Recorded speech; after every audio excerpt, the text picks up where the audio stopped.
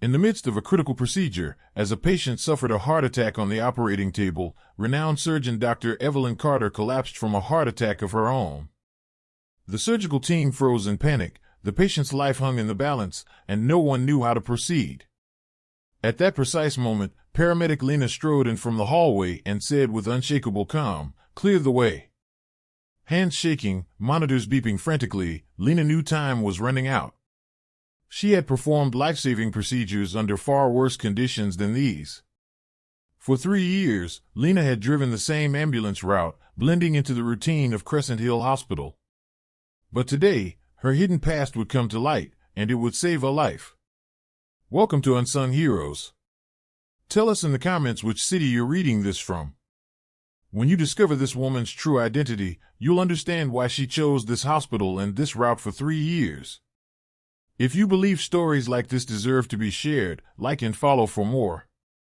Lena Brooks, 38 years old, had been an ambulance driver at Crescent Hill Hospital for exactly 3 years, 2 months, and 10 days. Every morning at 6:45, she clocked in, answered emergency calls, and delivered patients safely to the hospital. To everyone, she was just a dependable paramedic. But Lena's presence at Crescent Hill wasn't random. Her route covered the city's most critical trauma cases, feeding directly into the hospital's renowned emergency department, a hub for life-or-death interventions. Because Lena Brooks wasn't just a paramedic. She had spent 11 years as a combat medic with the Army's elite Delta Force Unit 9. That Tuesday morning started like any other. Lena began her shift at 6:45 a.m., navigating familiar streets and handling routine calls. At 1:45 p.m., an urgent call came in. A 55-year-old woman suffering a heart attack rushed to Crescent Hill's emergency room. Lena delivered the patient and was heading back to her ambulance when chaos erupted from the operating theater. Dr. Evelyn Carter, the hospital's top cardiac surgeon, had collapsed mid-surgery, struck by a heart attack. The commotion marked the start of an extraordinary chain of events at Crescent Hill. Nurses spilled out of the operating room, frantic. "Dr. Carter's down, heart attack," one shouted. "The patient's chest is open, and we've got no surgeon." The head nurse added, "Dr. Patel won't be here for another 90 minutes. Neither patient can wait." The team stood paralyzed, facing 2 critical heart patients and no one to lead. Lena overheard the crisis from the corridor and quickly assessed the situation. 2 heart attack victims, one on the table, chest open, the other, Dr. Carter, on the floor. The team was unraveling. Without a second thought, Lena moved toward the operating room. She was no longer just Paramedic Lena. She was Chief Warrant Officer Lena Brooks, and she had to decide which patient to save first to preserve 2 lives. Lena had enlisted in the Army in 2005 at age 22, fresh out of medical school with few prospects. She chose military service to gain advanced medical training and build a career. The Delta Force Combat Medic program was grueling, with only 10 out of 400 candidates passing the selection process. Lena emerged as one of them. Delta Force Unit 9 was the Army's most covert medical team, whispered about only in military circles. Her first deployment was to Helmand Province, Afghanistan, in 2007, providing trauma care during high-stakes operations. Lena specialized in field surgery, performing complex procedures with minimal equipment under enemy fire, amidst explosions and power failures. Her second tour was in Mosul, Iraq, in 2009, supporting urban combat operations. Rapid response to shrapnel wounds and blast injuries was her expertise, particularly in cardiac and thoracic trauma. Her third assignment involved classified operations along the Turkish-Syrian border, treating elite operatives with severe injuries in austere conditions. Over 11 years, Lena completed 142 field surgeries, never losing a patient. She retired in 2016, carrying the weight of war and severe PTSD. Civilian life was a struggle, every loud noise triggered hypervigilance, and therapy couldn't fully bridge the gap. But everything changed during a hospital visit to check on a patient she'd transported. Watching doctors save lives reminded her of the soldiers she couldn't save in Afghanistan. Here, she could make a difference. When she applied to be a paramedic, her military record, spotless but vague, passed the background check. No one knew about her Delta Force history. For 3 years, Lena worked the same high-trauma route, quietly observing life-saving work, always ready. Today, her skills would shine. When Lena stepped into the operating room, the stunned team parted. "Lena, what are you doing here?" demanded the head nurse, her voice sharp with confusion. "Give me their statuses," Lena replied, her tone steady. "Dr. Carter had a heart attack but is stable. The surgical patient is critical, open chest, deteriorating fast. Dr. Patel is en route but won't be here for 90 minutes. Lena glanced at both patients, Dr. Carter on the floor, stabilized but needing close watch, the patient on the table, heart exposed, in dire condition. "I can save them both," Lena said, her voice unwavering. The nurses exchanged stunned looks. "You're a paramedic, Lena. These are cardiac emergencies." Lena stepped to the scrub sink. "I'm more than a paramedic." As she slipped on surgical gloves, she spoke, "Delta Force Unit 9, combat medic, 11 years of field surgery, high-casualty operations." The room fell silent. The head nurse, recovering, said, "If you're certain you can save them, do it." Lena approached Dr. Carter first. Heart attack, conscious but with chest pain and labored breathing. She made a swift assessment, ST elevation, myocardial infarction, urgent intervention needed. Administer 325 milligrams aspirin, sublingual nitroglycerin, and metoprolol. Set up continuous EKG monitoring, she ordered. The nurses responded to her commanding tone, recognizing the authority of a seasoned professional. Lena inserted an 18-gauge 4 into Dr. Carter's antecubital vein, delivering cardiac medications, morphine for pain, heparin for anticoagulation. She initiated oxygen therapy via nasal cannula at 4 liters per minute. "Pain level, doctor?" she asked. "Down from 8 out of 10 to March 10th, Dr. Carter murmured. "Much better." Lena ordered blood tests for cardiac biomarkers, troponin, CKMB, BNP. The EKG showed decreasing ST elevation. The medications were working. "Monitor vitals every 10 minutes, she instructed, moving Dr. Carter to a stretcher, now stable. Lena turned to the critical patient on the operating table, irregular heart rhythm, blood pressure crashing.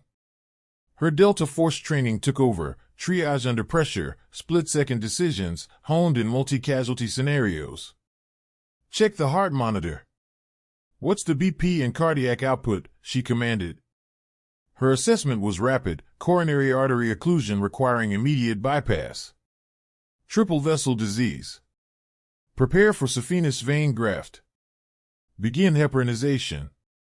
Her hands moved with battlefield precision, decisions forged in the chaos of Mosul under gunfire. This operating room was a haven compared to those conditions. Lena began the vessel harvest, her technique flawless, minimizing tissue trauma. The nurses watched, awestruck. This wasn't resident-level skill, this was master surgeon territory. While operating, Lena glanced at Dr. Carter. "Chest pain update, doctor?" "Stable, much better," Dr. Carter replied from the stretcher. Lena continued the graft preparation, anastomosis, and blood flow restoration, every step executed with textbook perfection. Her ability to manage 2 patients simultaneously, a skill honed in war, was seamless. 55 minutes later, the bypass was complete. The patient's heart rhythm stabilized, vitals normalizing. Lena peeled off her gloves. "Transfer both to ICU." When Dr. Patel arrived, both patients were in the ICU. Lena briefed him, "Dr. Carter, stabilized post-cardiac event. Surgical patient, successful triple coronary bypass. Both stable." Dr. Patel scanned the charts, stunned. "Who managed this?" The head nurse nodded toward Lena. "Our paramedic." Dr. Patel's jaw dropped. "A paramedic handled 2 critical cardiac cases?" Lena explained, "Delta Force combat medic, extensive multi-casualty experience." Dr. Patel reviewed the records. This is exceptional, attending level work.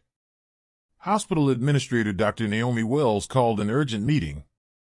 Lena, this is extraordinary. You saved 2 lives. But what's your medical licensing status? Lena recounted her military training, admitting she lacked civilian certification. Dr. Wells nodded decisively. We'll fast-track your licensing process. This hospital needs your expertise. That night, local news aired the story, Hidden Hero, paramedic revealed as Delta Force medic saves 2 lives at Crescent Hill. Lena declined interviews, avoiding the spotlight. The next morning, Lena returned to work as if nothing had changed. Same ambulance, same route. But the staff at Crescent Hill Hospital saw her differently. Nurse Carla approached her cautiously.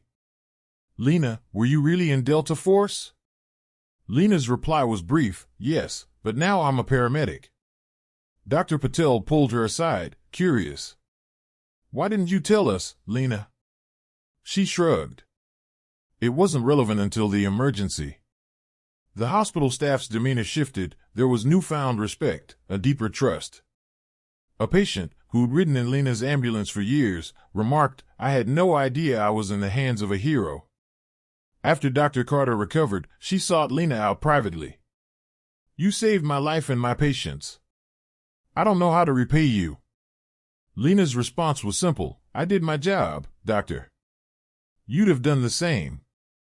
6 months later, Lena earned her civilian medical license, her military experience translated into civilian credentials.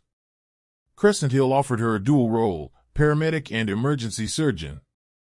Lena accepted, embracing both identities with the same mission, saving lives. Dr. Patel asked if she ever regretted leaving the military.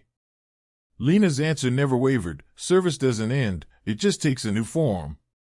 She specialized in pediatric trauma surgery, applying her combat-honed techniques to save children's lives. Dr. Carter became her mentor, and together they developed advanced cardiac trauma protocols. Lena's story rippled through the national medical community, a shining example of a military-to-civilian healthcare transition. It inspired other veterans to pursue medical careers. Lena launched a mentorship program to support combat medics transitioning to civilian roles. Crescent Hill gained recognition as a veteran-friendly hospital, leveraging military expertise to enhance civilian care. Lena's philosophy was clear, your service doesn't stop at discharge. It evolves. Your skills, your discipline, your drive to save lives, those carry over. She still worked her ambulance route, now balancing it with surgical duties. When asked about her career shift or if she regretted it, her response was always the same, service never stops. It just changes uniforms. Through her ambulance's rearview mirror, Lena watched the city streets. Each day, she knew she could make a difference in a crisis. That was enough. Being Delta Force wasn't just about combat, it was about healing, protecting, serving. At Crescent Hill, she saved civilian lives daily.